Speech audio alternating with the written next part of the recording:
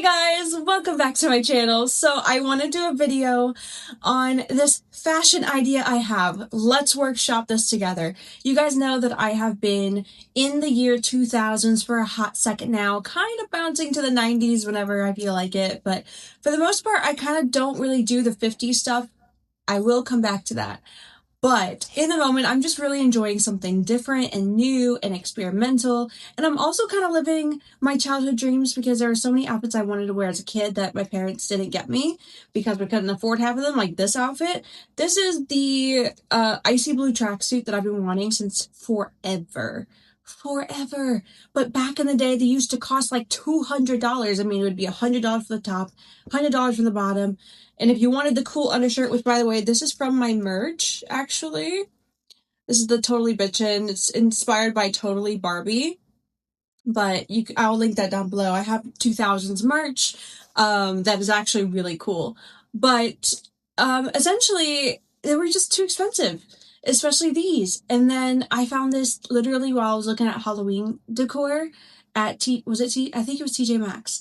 And it was just front and center for $40. And I was like, no way. I didn't just want any tracksuit. I wanted the icy blue one. Little kid me has always dreamed of this one. I just love baby blue. And yeah, I found it. I'm so excited. Okay, so I want to chat about something that's going to feel very left field, but like also not because it's still in the 2000s.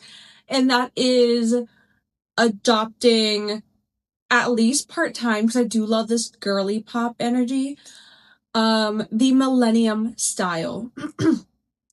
To describe the millennium style, I'm gonna say it's almost cyberpunk, but like Xenon. It's like Xenon. Have you seen the movie Xenon? It does look futuristic on paper, but because of the fact that this style is from the 2000s, it's technically still vintage. Well, yeah, would it be vintage? Oh my gosh, it's been so long. Ew. Um, I come from that era, so that's weird to me. Yeah, that'd be classified as vintage. Wow.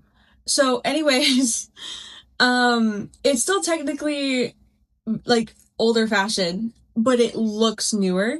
And Japan specifically has been on top of it. They kind of titled it Y3K instead of Y2K because the 3 is for the year 3000, because technically speaking, the millennium style where like people wearing that futuristic stuff like Michael Jackson and Scream or Britney Spears in that one photo shoot, that was technically reflecting the year 3000. So Japan basically ran with that and retitled it Y3K clothing.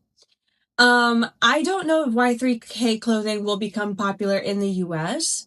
I know that sometimes whenever Japan or Korea does something, it eventually makes its way here. So I can only assume it just very well might. But it's funny because I didn't even know that when I considered, doing this fashion. I just loved that style as a kid. So did my brother. Like, we were both obsessed with it. And, like, it reminds you of, like, the bass hunter music, for example.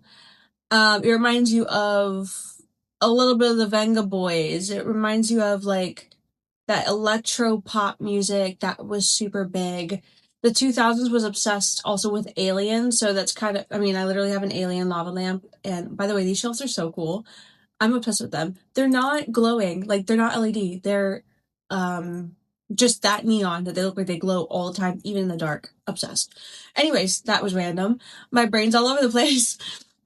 So, anyways, I am just over the moon with the fact that, like, I have adult money now. Not a lot of it, but I have enough to play with the clothing that I dreamed of as a kid and never got to participate in. Honestly, the only ones who participated in the millennium style, like the what now titled Y3K fashion, at the time were celebrities. I don't really remember the average person wearing that kind of clothing. It was almost like treated like it was high end or like abstract, and it was more for like modeling or music video purposes. I don't recall a single person actually dressing like that in real life. But like, anyways, we're gonna do it because it's fun. But here's the thing. I'm not a big fan of the androgynous look that it has, like the baggy hoodies and it's almost like bordering streetwear with a little bit of punk because of the spiked hairdos. I don't think I'm entering that territory. I still like to look super feminine, and so what I'm trying to do is study the time, study the clothing of the time to then find a way to spin it and slightly, ever so slightly modernize it. So that way, when you look at it, it still gives off that energy, but in a way that still fits my personality. I kind of want to border on, and I don't know if you've heard this before, but it's called Frutiger Arrow. I never knew that was an actual term for it. It's basically just like this, still futuristic, still technology driven, but with an eco twist where it's like it's also mixing like technology with nature. And the colors are like translucent orange, translucent green, translucent blue, lots of clear because it's supposed to feel like water or like fruit juice or like citrus. There's definitely a heavy aquatic element. I don't think that people of the time dressed in that aesthetic, but our products definitely like had that aesthetic. I'm talking skincare, the Apple company, their Macs, the original Macs, and also the Game Boy. All of them were definitely copying the Fruitiger era aesthetic. Now I'm like kind of wondering, what would that look like in fashion? How could I take that was originally designed for products and turn it into a style of dressing? So like this is a challenge. This is actually a pretty intense challenge because I'm taking two aesthetics from the time that they were popular in the media, but they weren't popular amongst the average person. The average person wasn't really dressed in this way.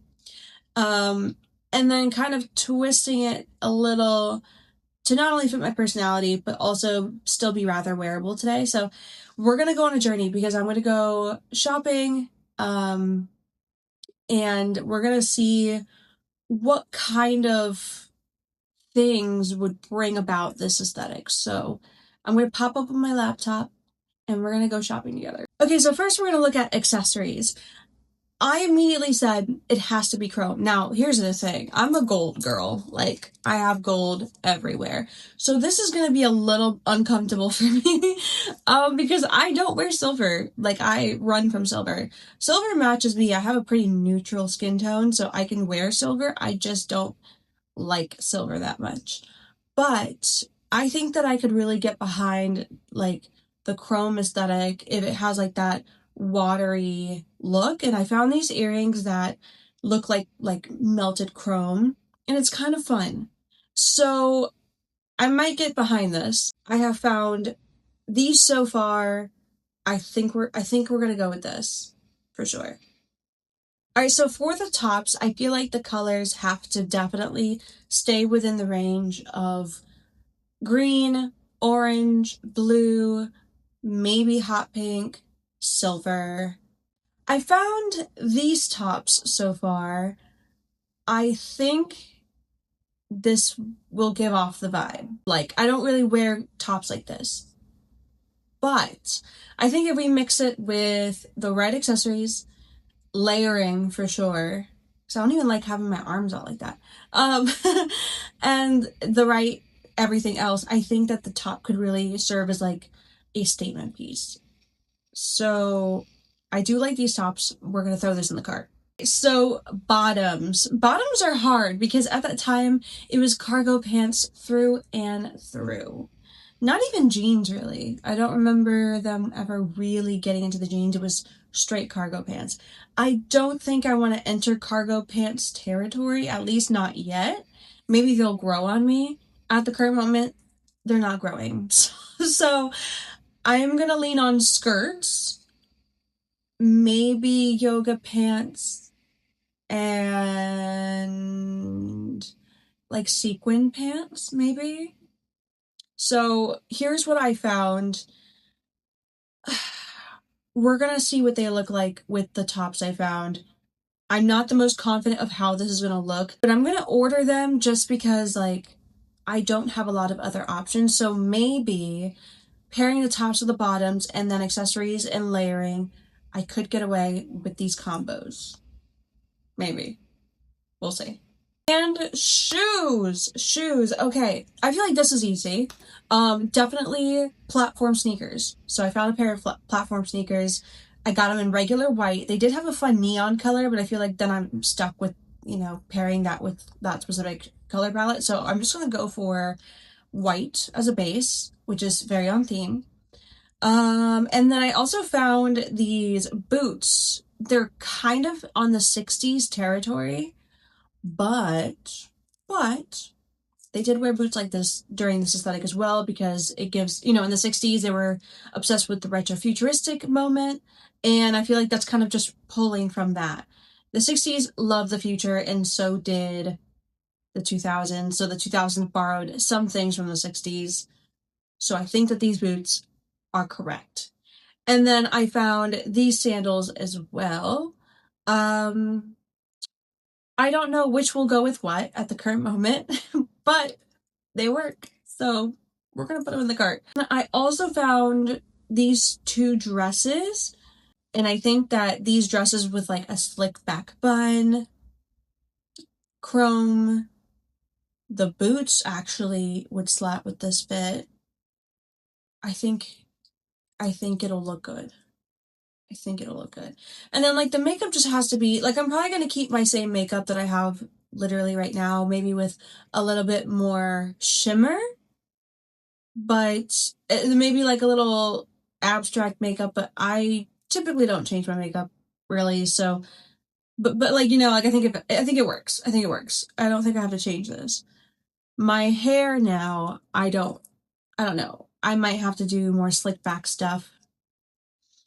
Straight for sure. I don't know if this curl pattern really fits the aesthetic. Maybe straight hair. Straight hair with a side, maybe a Britney moment. Oops, I did it again. Britney side part. Slicked down could be really cute. We're gonna play with that in a different... Once I have the outfits, we're gonna play with that. But these are all the things that I found, and I think this is a good start. I think I can make like 6 outfits out of this, but I'm not confident because I've never done this aesthetic before. Once I kind of master this aesthetic, then I'm going to try doing the Fruitigo Arrow aesthetic, which I feel like is going to be so much harder. I don't know. I wanted to show you guys, though, the evolution of my style. So that way when you see me popping up looking like I came from the year 3000, it's not a surprise. You saw the video. It's going to take about 1 to 2 weeks, give or take, to get this stuff in because I'm ordering it from China because they don't have this stuff locally at all. I can't think of a single store that carries this aesthetic. I'd say the closest would probably be Forever 21, and they already did the Y3K thing, which was more this aesthetic if anything, and I don't think they're bringing it back. So I definitely had to go overseas for it, but be patient because this could be a really fun video once I have it all in. But, this is going to be fun, but also there is a darker take on this journey experimenting in the 2000s fashion. And I say that because I'm healing the younger version of me in the process. So, of the 90s and the 2000s, the diet culture was vicious. Evil. Movies, talk shows, radio commentary, just everything had something to say if you were ever above a size 0. If you were so bold as to be a size 2, oh, she's getting a little big. Size 4, oof, she's a plus size girl. And when I was a kid hearing this, mind you, a skinny kid, did not matter. All I knew was my bone structure wasn't this, which is what was promoted at the time. You had to be this and this. Dare you have a curve, you're too big. Crazy. Too big of hips were a problem, too big of butt were a problem, too big of boobs were a problem, too big of arms were a problem. You had to basically have a prepubescent body to be in trend at that time. which forced a lot of celebrities to, basically get into bulimia and anorexia. The movie Mean Girls kept, hammering that message in as well, which is what I was obsessed with. I loved that movie as a kid because I loved like the girly pop culture vibes, but the underlying message ended up brainwashing me, and I was counting calories as a child. Oh, I had one bread loaf. I have to journal this. What? Yeah, that was crazy. And in a way, I don't think I've ever completely healed from that because I was a huge consumer of Hollywood because I loved the glitz and the glamour in film and all that kind of stuff. So of course, I paid more attention than anybody my age. I feel like the ones who really were affected by it were teenagers, but because I was so exposed to it being like very young, I also got the brunt of that. And I feel like it really messed with me to the point where like now I do struggle with body dysmorphia. I do sometimes still hear those critiques and those judgments when I try on this year's clothing, like 90s and 2000s. Whenever I wear something, I'm just like, oh, hmm. Like, I can hear the criticism that I heard against Kate Winslet, that I heard against Britney Spears, whenever she gained just a little bit of weight. Kate Winslet was considered too fat for Rose by a lot of the magazines. And she was like a size 2. Like this shit was crazy. And I know it's crazy, and that's why I ignore the thoughts. But it doesn't take away from the fact that like the thoughts happen. Luckily I manage it pretty healthily. I don't have an eating disorder of any kind. I exercise whenever I start feeling that way.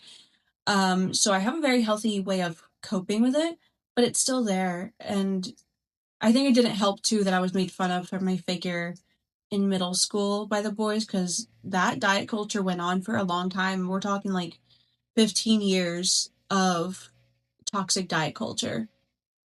And so the boys would make fun of my butt and make horrible jokes about it. Not all of them, but obviously you only remember the ones who did. And yeah, so whenever I wear this fashion, I'm happy, and in a way it's healing to wear it, but in a way it also challenges me because I have to override the thoughts of, you're not supposed to look like that in low-rise jeans. You're not supposed to look like that in a tube top. Ugh, it's tough. So it's a love-hate relationship. I love the era for everything but that. And it messed me up for sure. Even with the Kim Kardashian wave where my body became perfectly in trend, I don't think I think that when a kid learns something at a young age, that is for life. It's incredibly hard to change the initial coding, I guess, of a brain. And so to this day, even with my body now being well more in trend, I still have body dysmorphia. I still look down on myself some days, especially when I bloat. That really messes with me. I don't have a clear idea of what I look like. When people come up and they describe something of me, it sounds alien to me, and I'm like, wait, actually? Like, I didn't know that about myself. And I look at myself all the time. I guess I don't know what I look like in 3D, so that's a hard part. Like, I only know what I look like in 2D in video. And even in the mirror, like, I guess I see it, but then somebody says something that counteracts what I think I know about myself, and then it throws me off. Like, even just the other day, I was at a restaurant, and this random man came up. He's like, I have to tell you. Mind you, I had, like, the red lipstick and stuff on at the time. But he came up, he's like, I have to tell you.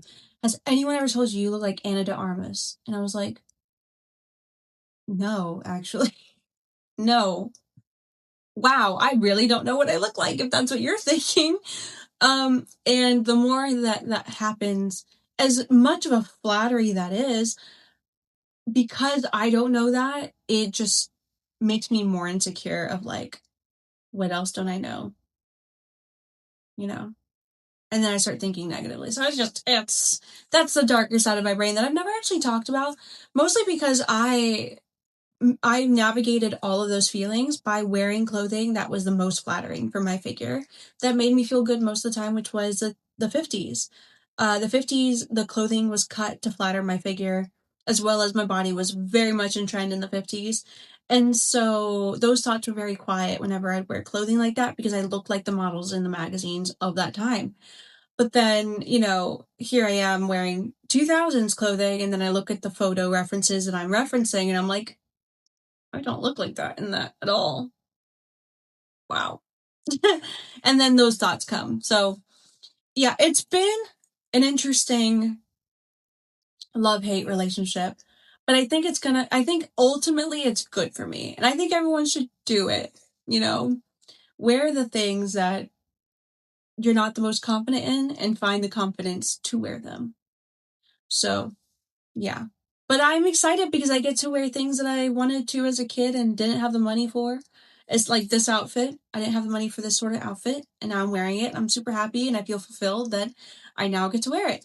So it's a mix of emotions to be in the 2000s in my time traveling journey. But ultimately, I don't think it's bad for me. So I think, if anything, this is probably the full circle moment of maybe I don't think I could 100% get rid of what it's done to my psyche as a kid, but I do think that I can soften it by a lot, exposing myself to wearing the clothing that girls like me were were made to be ashamed to wear at the time. So, yeah. Also, comment down below if you guys. So everybody wants a new calendar, which is surprising. I really didn't think people even bought calendars anymore, and I guess it's the novelty of the nostalgia. But the 1950s one, you guys really liked it. Now that I'm in the 2000s, though, should I do a 90s/2000s themed calendar?